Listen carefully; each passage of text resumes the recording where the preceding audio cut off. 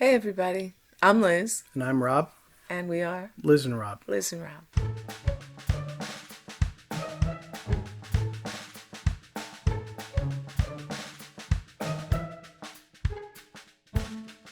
How are you doing? Good. Yeah, how are you doing? You know what? It's been an emotional week, and I'm carrying a lot of very heavy energy. But we're here because today we're filming this on October 6th, and October 6th is a super special day. And even though we're only a few episodes in, we're filming our very special episode of Liz and Rob. Do you want to talk a little bit more about what that is like? Wait, first, we're doing our secret snacks. Mm-hmm. We're always starting with snacks so we can connect. And I know you didn't have a chance to get Mm-hmm. out. You were working on other stuff. You didn't have a chance to do secret snacks. So there were two that I had planned. And the first one, you talked on a previous episode about doing spaceadias with the boys when I Mm-hmm. was away, quesadillas that were special. And I didn't know what was in a spaceadia because I was not privy. Okay. But I was watching a cooking show, and they had a teddy bear quesadilla, Oh, okay. and it was making a teddy bear quesadilla. Oh, awesome. So I thought I would make you a little bearadilla, Oh, cool. and I also made, this is my specialty, Mm-hmm. chocolate brownie that I make every week for the tea party. And I decided to make an extra special batch because today's an extra special day. Okay. And I want us to share quesadilla and brownies. Mm-hmm. Great. So there we go. Thank you. And I will just split those because I was not able to get Yeah. it today. Okay. Mm-hmm. Yeah. I'm going to start with the brownie. Okay. So why don't you tell a little bit about why October 6th is so special? So about 6 years ago, I was diagnosed with kidneys that were failing. My kidneys were failing. For someone at such a young age, no one actually knew exactly why that was happening. Diabetes certainly was a contributing factor, but not to break my kidneys down as fast as they would be at the age that I was. So I had to go to dialysis.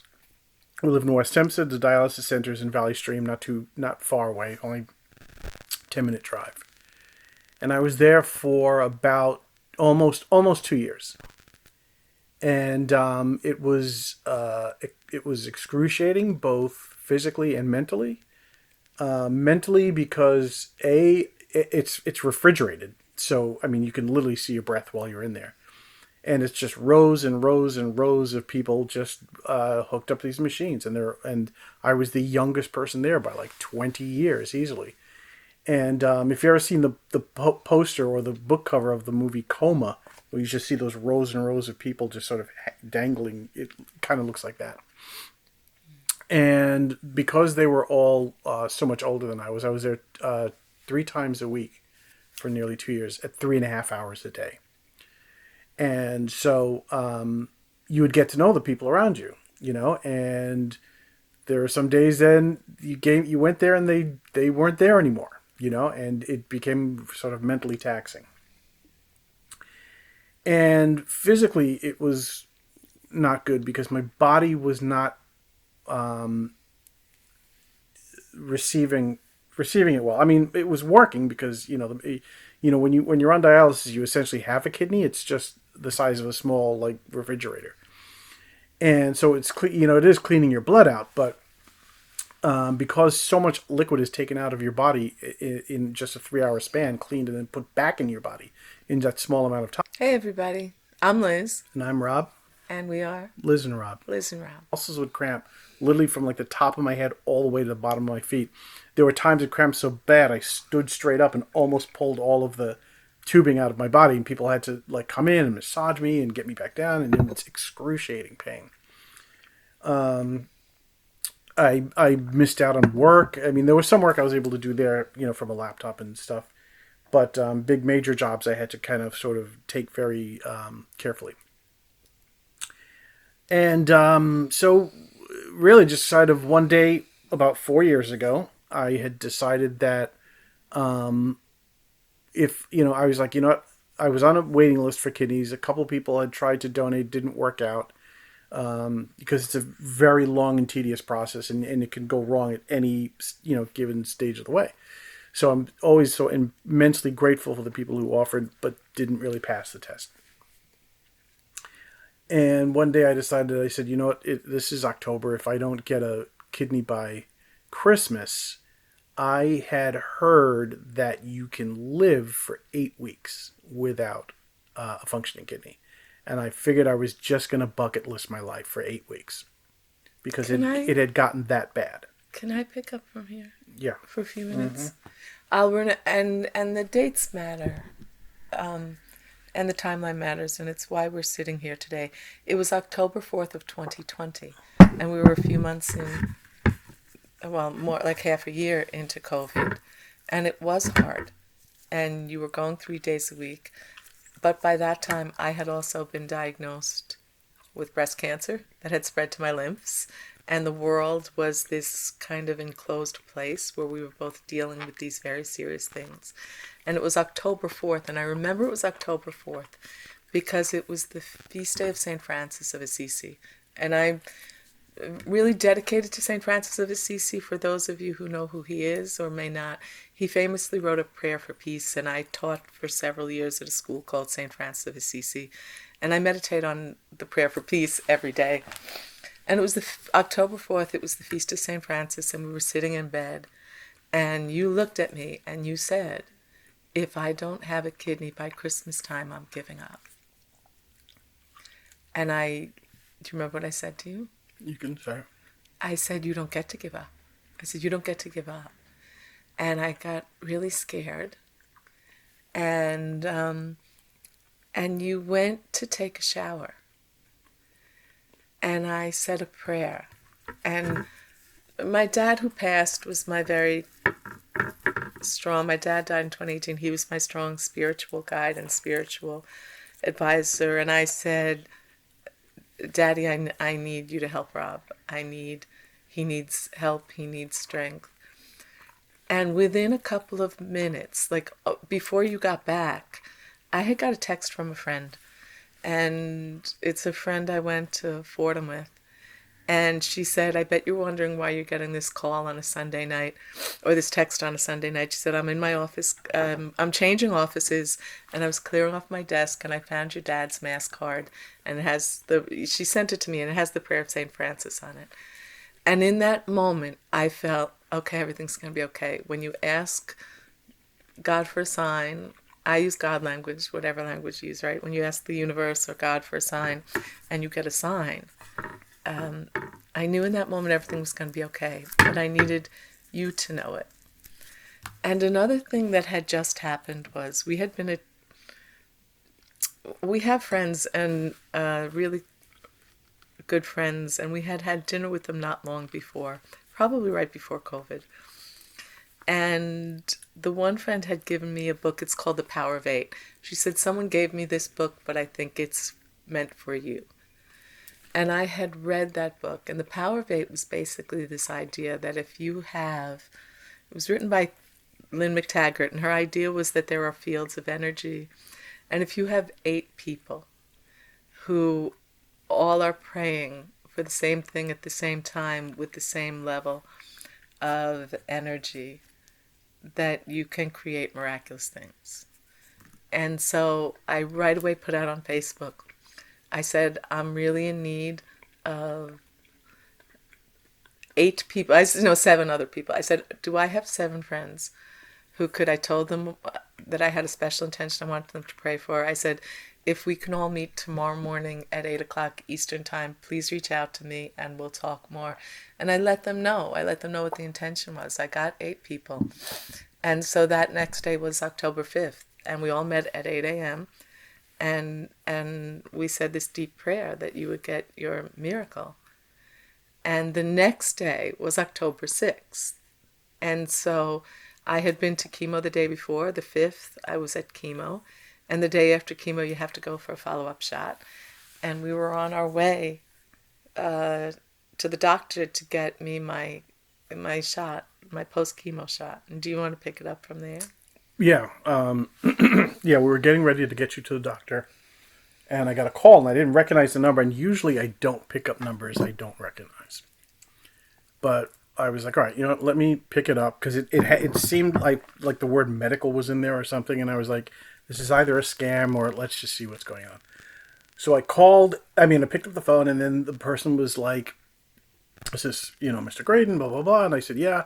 They said, "We have a kidney waiting for you if you are available." And I said, "What do you mean if I'm available?" They said, "Well, we would need you to get to the hospital within the next 2.5 hours."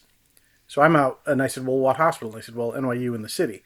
And this was going on this is almost rush hour, and it was like 3 o'clock. So fortunately, a very good friend of ours named Daria was free to drive us there. Liz doesn't drive, so I'm always so eternally grateful for her for that. She drove me there, dropped me off, and I went in, and it was kind of freaky because I walked over to the front desk and I said, "Hi, my name's Rob Graydon," and the woman looked down, and there was nothing computer. There was just a big piece of paper I could see just with the word Rob Graydon just scrawled on it, and like a giant piece of paper. And she said, "Oh, yes, Mr. Graydon." And I would say, within 10 minutes probably, I was not in that lobby, and the lobby was filled with patients waiting to be seen by people, waiting with all these different things. Within 10 minutes, I was prepped and waiting in a waiting room. And then I had to take a COVID test, so that took an hour. So I was just sitting around the room for an hour. And then the last thing I remember was just being wheeled in, and the doctor coming in, telling me, explain who he was. And I remember I just grabbed his hand, and I said, "Thank you." I said, I owe you a debt that I can't ever repay, and I really want to just thank you for that before, if I don't ever see you again." And he said, "Of course, of course." He said, "Don't worry, everything is going to be fine." And I said, "Great." And I went in the room, and I remember lying on the operating table, and they put a thing over my face, and they said, just sit and relax, breathe normally.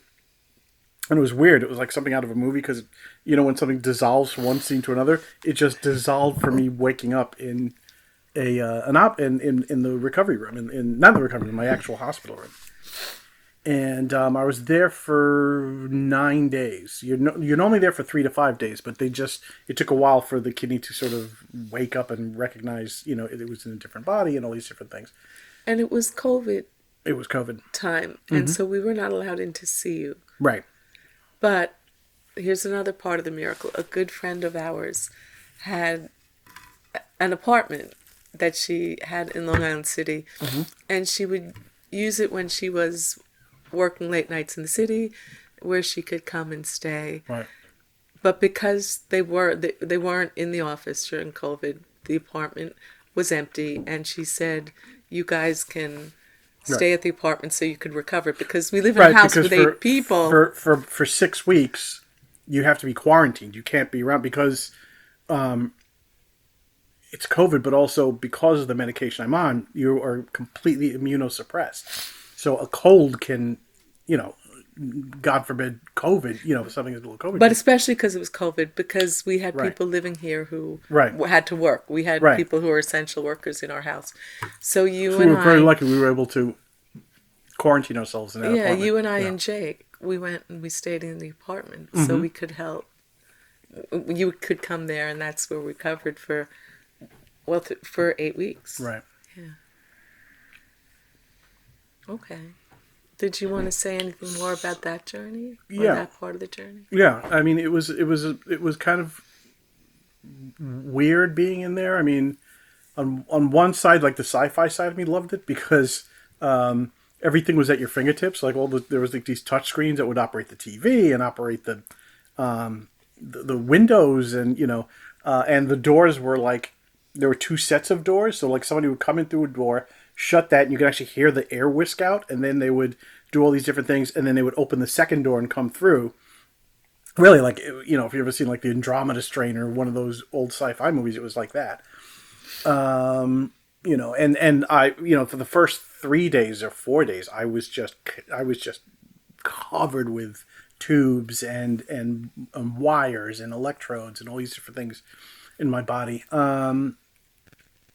And so, and people just constantly prodding and poking. I didn't really sleep much. The medication was, for the most part, okay. I remember there was one medication I had to like drink, but I had to swish around my mouth and then drink it. I forget what it was called, but it was you weren't. It was to prevent you from getting thrush. I still don't know what thrush is. It was disgusting. After a while, what happened? I started doing was I just started pouring it in what little cereal I had left because I couldn't. It was so gross. I just wasn't. And I was like, you know what? I don't care if I get thrush. And you know what? I never got thrush. And so I just started to stop taking it after a while, and I don't think anyone noticed. And and it was a big deal for me to, like I think day two I was able to get up and walk. So they were very impressed. I just got up and walked without, they thought they would need to help me, walk around, but that wasn't the case. I was able to walk around. I took my first shower, I think maybe 5 days in. That was a bit of an ordeal because I still had like ports in my chest. So when you're in dialysis, they have to like tie into your jugular vein here, or here, depending on which is the best. I actually had them on both sides at one point, and it's literally just these plastic tubes that are attached to your veins, so that when you do dialysis, it has to, and I had to do dialysis, I think, only once because my kidney hadn't completely woken up. Woken up yet. I only had to do dialysis once in the hospital, and it was a much because I was lying around not doing anything. It was a much less aggressive one, so I didn't get any cramps or anything like that, and so I only had to do that once. So, but still, when I took the shower, those tubes are still attached to you, so it has to get sealed off. It's like a whole giant ordeal.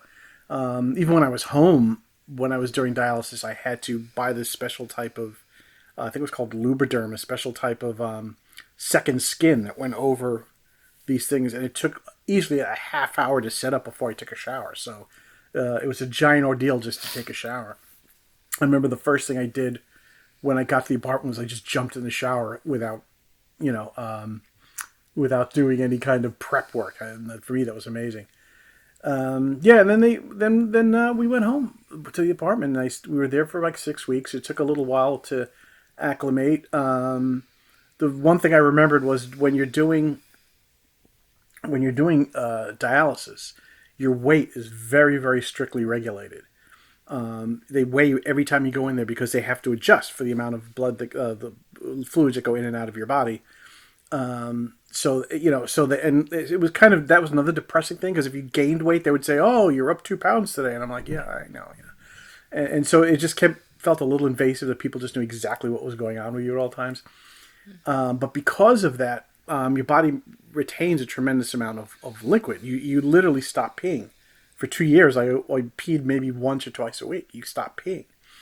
And so, but because of that, your body retains a tremendous amount of fluid. So I had ballooned up to, it was like 196 pounds or something like that. And so once your body starts peeing again, all that liquid comes right out of your body. So when I left the apartment 6 weeks later, I was 172 pounds. Now I'm like 179, 180, about, which is a sort of an even place. But that was the first direct thing I noticed was a huge dramatic weight loss. But that was, yeah, and that was that. And that was 4 years ago. And I think, one of the things I think we wanted to do to end, we usually tell a little story, but I think what we wanted to tell in this moment is by the end of 2020, you and I both had miraculous healings. Mm-hmm. Right? When I had my surgery in January of 2020, all signs of the cancer were gone. It was really miraculous. And you and I decided in that moment that what we were going to spend the rest of our time working on was what you always call your bonus life. And do you want to explain where that term came from? Mm-hmm. And why you use that term, bonus life? Yeah. We have a friend who is a survivor of the Rwanda genocide. And there's a word in Rwanda, I'm not going to butcher it, and I'm not even going to attempt it, but it means bonus life. Basically, that if you were in a place where you were meant to not die, and you don't, I mean, if you were meant to not live and you live, that means you were given a bonus life. And it matters what you do with the bonus life that you were given. And so, my bonus life, we have a little bit different uses of our bonus life. My bonus life was I decided that if we're going to have peace in this world, it's going to come through artists. So I find it so incredibly important to support artists in any way I can. If I can't do it financially, I'm coming to hear your band play, or if I can't, if I can't again contribute to your Kickstarter, which I have, when I have the money, you're getting my Kickstarter, Indiegogo, GoFundMe money to help your whatever artistic venture you have. If not, I'm gonna go help on your film. I'm gonna go see your film. I'm gonna pay I'll pay a ticket that way, or just even if I can help out with advice, or with maybe younger filmmakers who need advice. I do all of I do whatever I can to help cultivate a community of artists that will be the army of tomorrow. Thank you. Yeah, and for me, when I had my surgery, and I was told that there was not one cell remaining in my lymphs, and that really is a miraculous healing, and you can't ask for a miracle and then pretend you didn't get a miracle. And so for me, what it meant was a continuation of the work that I knew I always came to do. And there's a story that some of you have heard. It'll be familiar to those of you who know us. But there was one evening, and it was back in 2017, a friend of mine from Fordham came to visit, and he brought with him a friend he knew who was a Peruvian elder. And he was very wise, and he was at our house for a couple of hours, and I asked him some questions. And one of the things that he said to me was that you and I, the work you and I came to do, we came to do together. And he said to me specifically, he said, you've made a beautiful life for your children, but you're not here for your children. You're here for the world's children.